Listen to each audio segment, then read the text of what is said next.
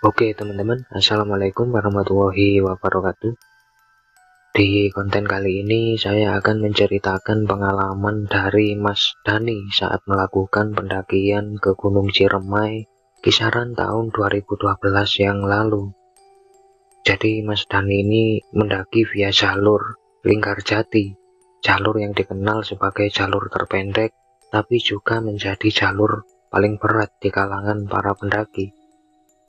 Dani yang saat itu mendaki bersama 7 orang temannya banyak sekali mendapati hal-hal ganjil selama pendakian yang membuat dia ini bertanya-tanya kenapa pendakiannya kali ini harus sampai mengalami hal semacam itu. Tapi semua terjawab ketika Dani menemukan sesuatu yang mengerikan di tengah-tengah teror yang sedang dia alami. Apa saja yang Dani alami, nggak usah lama-lama, langsung saja kita mulai ceritanya.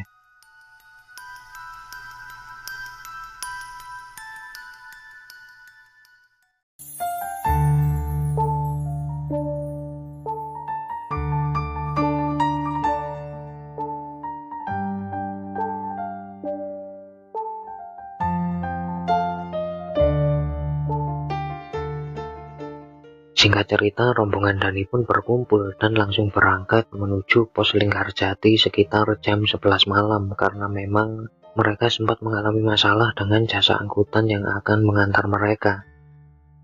Sesampainya mereka di pos pendakian, kondisi masih sepi dan masih gelap karena waktu saat itu masih menunjukkan jam 2 pagi. Mereka kemudian masak sekalian melakukan packing ulang biar nanti ketika penjaga sudah datang mereka bisa segera mengurusi maksi dan memulai pendakian. Saat itulah ketika Dani makan, salah satu rombongan Dani yang di sini kita sebut saja namanya Anton, secara tiba-tiba dihampiri oleh seekor kucing hitam yang entah muncul dari mana karena tahu-tahu sudah ada di dekat kakinya. Anton pun memberi sedikit makanannya ke kucing itu, tapi kucing itu malah menggigit tangan Anton dan mengeluarkan suara mengeram yang sangat besar. Saking besarnya, suara ini bahkan sampai mengejutkan seluruh rombongan. Hal itu sempat membuat mereka terdiam untuk beberapa saat, terutama Dani yang sejak kejadian itu sudah merasakan firasat buruk soal pendakiannya kali ini, tapi Dani hanya diam karena dia tidak enak sama teman-temannya. Singkat cerita, pagi pun tiba, pos penjaga datang, rombongan Dani mengurusi maksi dan langsung memulai pendakian. Saat itu petugas berpesan agar mereka tidak buka camp sebelum melewati pos Batu Lingga. Dan hal itu sempat menjadi obrolan dan pertanyaan rombongan Dani karena mereka nggak ngerti kenapa petugas memberi pesan semacam itu. Tapi akhirnya pendakian pun mereka mulai juga. Perjalanan yang cukup melelahkan dengan trek jalan yang panjang dan menanjak tidak ada bonus. Awalnya bisa mereka lewati dengan cukup lancar sampai akhirnya ketika mereka tiba di pos Papatere, Dani dikagetkan dengan banyaknya bekas darah dan pakaian yang nyaris hancur di depannya. Seolah-olah tempat itu baru saja menjadi tempat penyiksaan. Tapi hal itu hanya dilihat Dani sekejap saja, kemudian langsung kembali seperti pos Papatere yang biasanya. Saat itu ketua rombongan yang melihat Dani tiba-tiba pucat, meminta ke seluruh rombongan untuk kembali berdoa sekali lagi, agar mereka tidak mengalami gangguan-gangguan lain, terutama ke si Dani ya. Dan mereka langsung melanjutkan pendakian, sementara Dani yang masih syok mau nggak mau terus diam dan jalan walau dengan perasaan takut. Sekitar pukul 3 sore mereka akhirnya melewati pos Batu Lingga yang di sana ini ada sebuah batu berukuran besar melintang di tengah jalur pendakian. Dani yang mulai merasakan nyeri di pundaknya meminta untuk istirahat dulu sekalian menunggu waktu maghrib. Mereka pun mulai masak-masak lagi dan membuat kopi ya. Sampai Anton tiba-tiba menghampiri Dani dan bilang ke Dani, "Dan, aku pengen pulang. Aku takut di sini." Mendengar itu, Dani ini hanya bisa diam karena sebenarnya Dani juga merasakan hal yang sama. Tapi karena beberapa rombongan mereka memang orang jauh, mereka jadi nggak enak kalau harus menghentikan pendakian mereka atau turun duluan. Mau nggak mau, Dani dan Anton harus melanjutkan pendakian dengan dipenuhi rasa takut saat itu. Tapi Dani ini masih nggak tahu Anton kenapa ngerasa takut. Apa dia ngerasa sama kayak Dani apa gimana, dia masih nggak tahu ya. Perasaan Dani kemudian sedikit lega ketika akhirnya ketua rombongan memutuskan untuk ngecamp dulu malam itu dan lanjut esok paginya. Seenggaknya kalau jalan pagi atau siang, Dani mikir mungkin nggak akan ada keganjilan yang dia alami lagi. Tapi ternyata Dani salah. Malam itu ketika mereka tidur, perlahan Dani mendengar suara beberapa langkah orang yang seperti berkeliaran di tenda mereka. Awalnya Dani mengira itu adalah pendaki lain, tapi makin lama Dani makin curiga karena suara itu nggak berhenti-berhenti. Karena nggak mau ada barang yang hilang atau kenapa-kenapa, Dani pun keluar dari tenda untuk memeriksa. Saat itulah Dani melihat ada beberapa orang laki-laki yang sepertinya juga sekelompok pendaki. Pada saat itu, sekelompok laki-laki ini berjalan turun dengan menyeret seorang wanita dalam keadaan terikat. Dan entah kenapa, walau suasana sangat gelap, Dani bisa melihat itu dengan sangat jelas.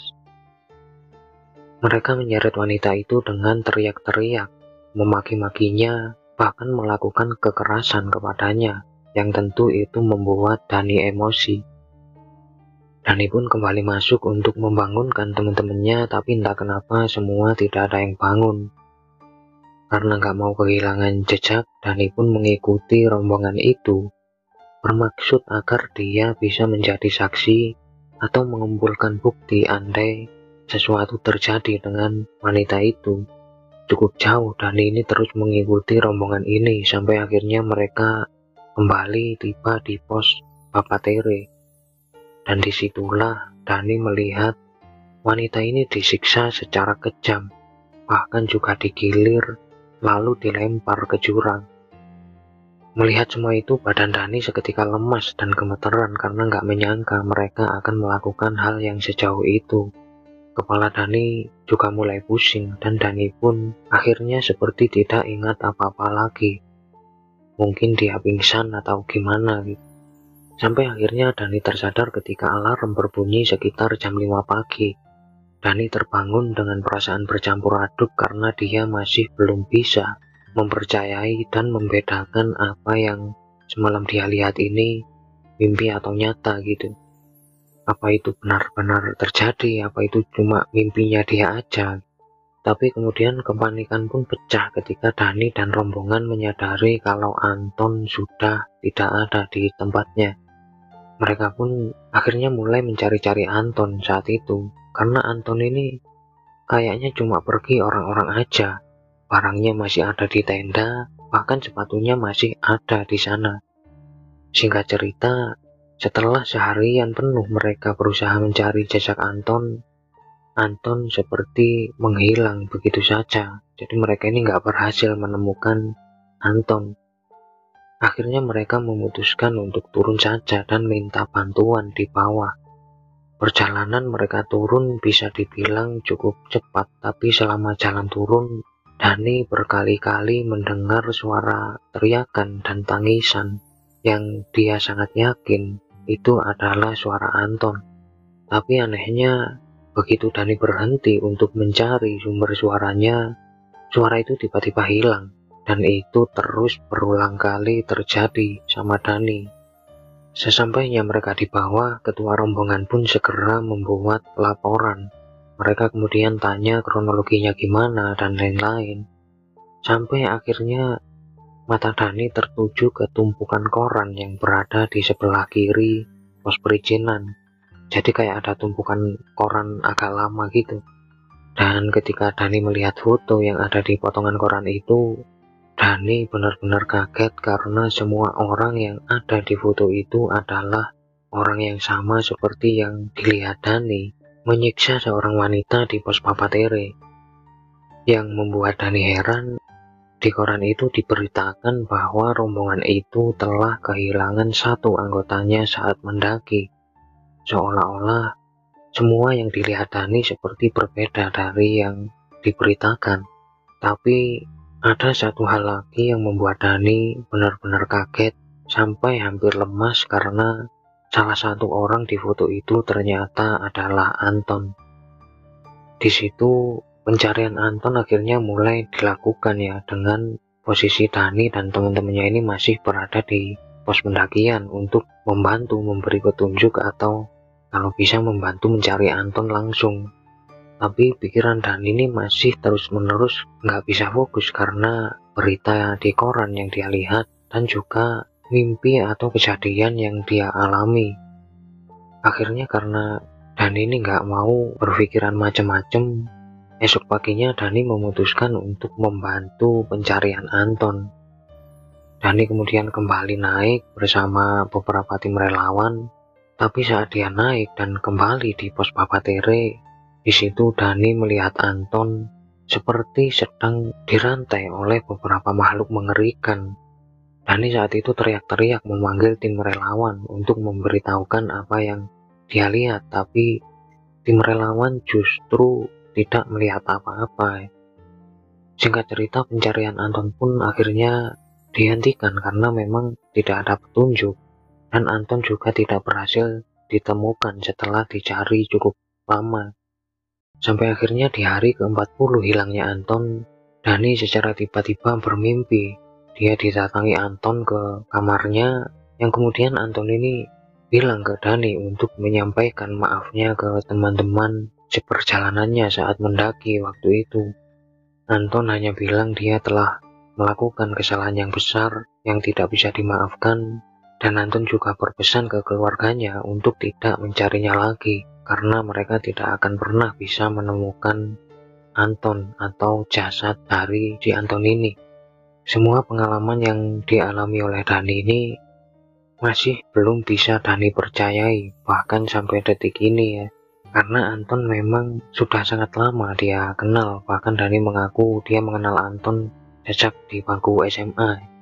Dan sejak saat itu Dani pun akhirnya memutuskan untuk berhenti dari dunia pendakian.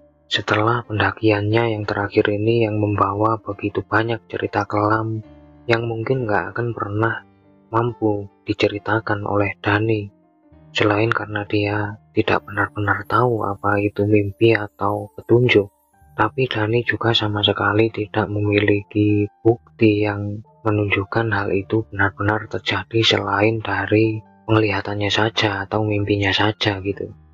Semoga apa yang dialami Dani ini menjadi pengingat untuk kita gitu, kalau meski kelihatannya alam ini hanya diam, tidak melakukan apapun, tapi alam seolah-olah punya cara tersendiri untuk mengungkap suatu kejahatan atau kesalahan, bahkan juga bisa membalas dengan caranya sendiri.